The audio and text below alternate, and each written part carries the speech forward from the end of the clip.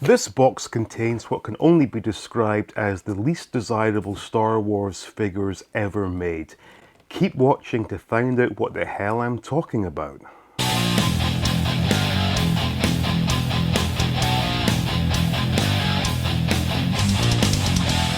Welcome back. Now, this box has just arrived from the Big Bad Toy Store, and I'm going to confess straight away, prior to these being added to my pile of loot, I was about to cancel, didn't do it in time, and I figured, what the hell, let's just take a look at these figures anyway. So as I said in the introduction, I believe these will be the least desirable Star Wars figures ever made. So without any more fannying about, let's see what I'm talking about. So, we have the Retro Collection figures from Book of Boba Fett. So first up, we have Fennec Shand,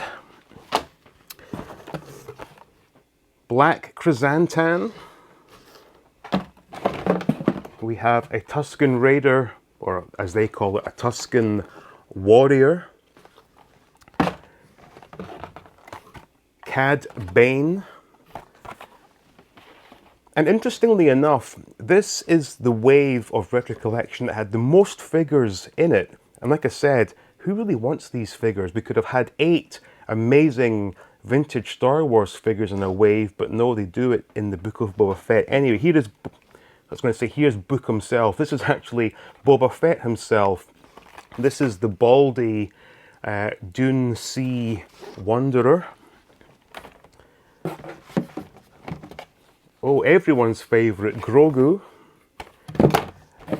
We have Luke Skywalker, complete with deepfake card back image.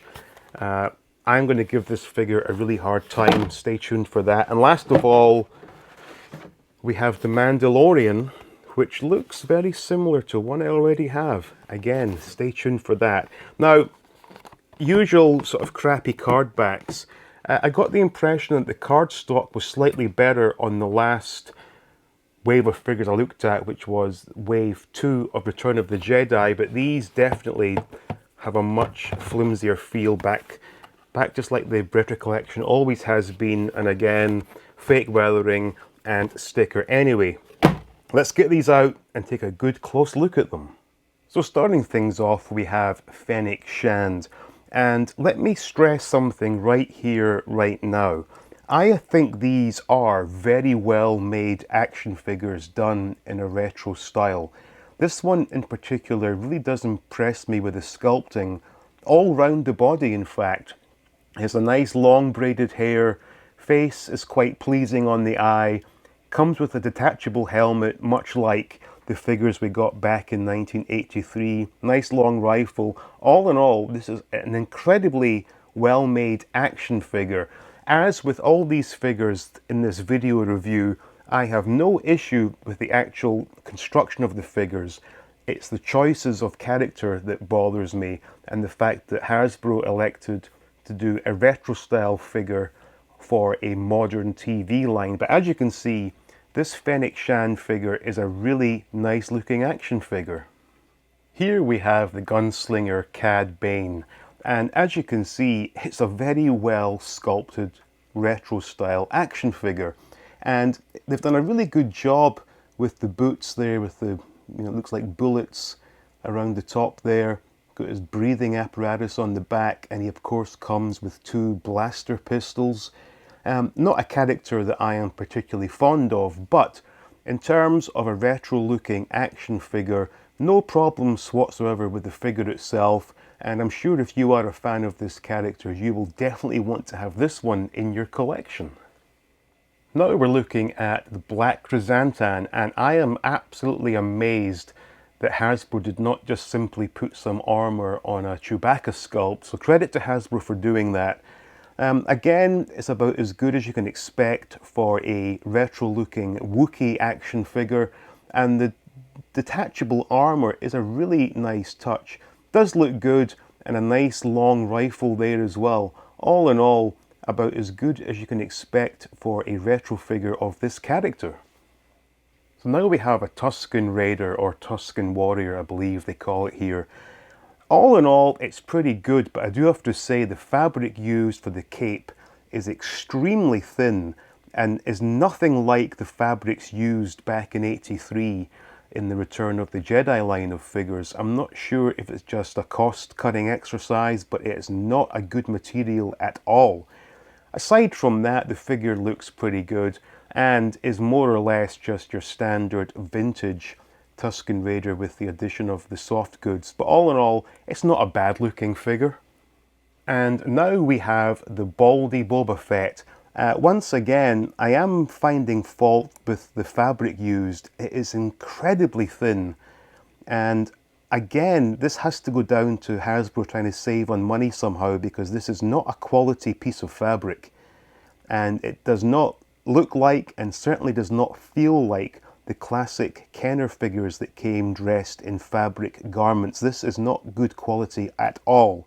Now, in saying that, he's got some nice accessories there. The figure itself does look pretty good. It's just let down somewhat by the poor quality of the fabric used. So some of you watching will have been surprised at my fairly positive response thus far to this line of figures, but that all changes right here.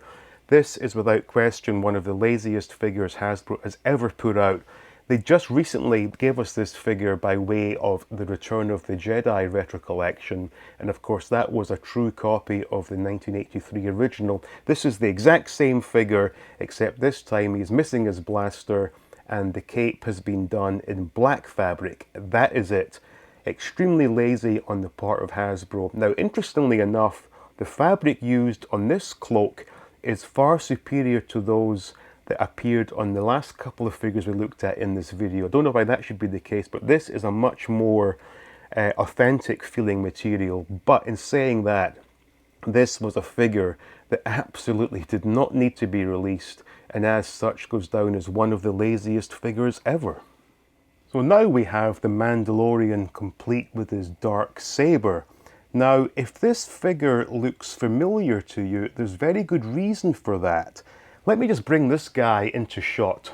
This was the Mandalorian figure released as part of Wave 2 of the Mandalorian figures, and as you will see, this is the exact same figure, the only difference being his rifle has been replaced with the black saber, or the dark saber I should say.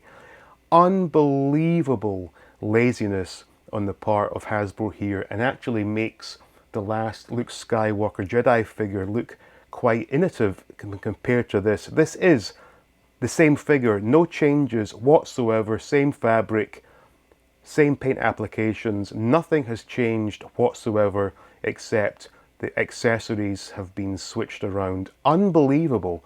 And this just shows you what Hasbro thinks of us as consumers. They think we're stupid enough. And as I have these in my possession now, I have proven them right. I am an idiot for allowing these to be shipped to my home. This is an absolute disgrace, but wait, it gets even worse. And to round things out, we have the most overrated character in the history of Star Wars. It's Grogu. Now, much like the Mandalorian, you're probably thinking to yourself, that looks somewhat familiar. And you'd be right, because look, in the Mandalorian wave, we have the exact same figure, except instead of the backpack, he came with his air pram. Even the green or the blue frog that it comes with is exactly the same. This is the exact same figure, and once again, Hasbro taking us all for complete fools. Now, the only advantage of getting this version of Grogu as opposed to the original that came in the Mandalorian wave is that you get the backpack, which will allow you to use your extra Luke Skywalker Jedi Knight figure and have him put on Luke's back. That aside, an absolute shocking decision of an action figure to release, especially when they were lazy enough to use the exact same figure they'd already given us. So as you can see, Grogu does indeed fit into the backpack, but I must confess, I actually broke the strap when trying to fit it on. Absolute cheap junk.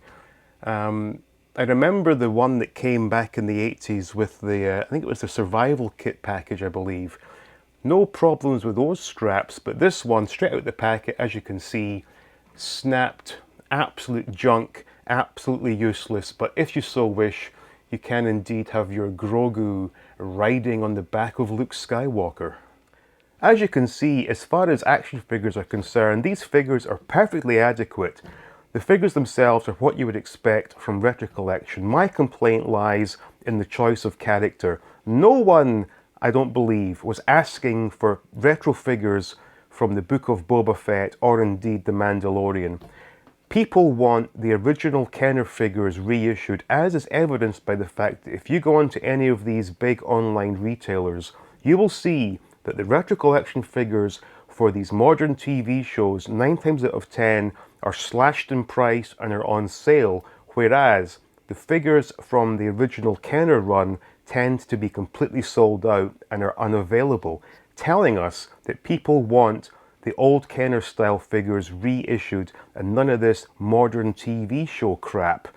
As it is, I will be passing on the next wave of Ahsoka figures. I haven't watched the show, I don't intend to watch the show, and as far as the Phantom Menace figures are concerned, my Star Wars is pretty much reduced to the original trilogy, so I will not be pursuing those figures either. But again, if anyone from Hasbro happens to listen to this, for God's sake, use the Retro Collection to redo the old vintage Kenner line. It really is that simple. So hope you enjoyed looking at these figures. If you did, please do leave a thumbs up.